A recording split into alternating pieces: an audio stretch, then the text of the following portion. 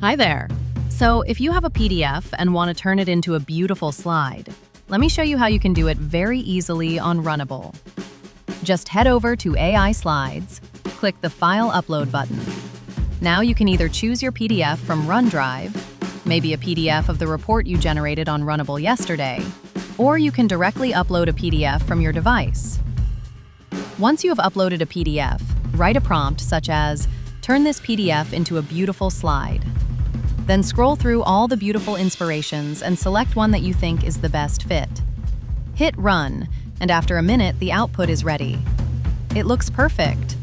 Now, in case you want any edits, just click on the Edit button and select the image or text you want to edit. Let's say you want to change this image. Click Replace. Now either search the web, generate using AI, or just upload from your device.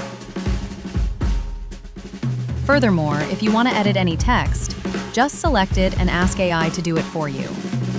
You can also change its size, drag its position, and even change its colors. It's that easy.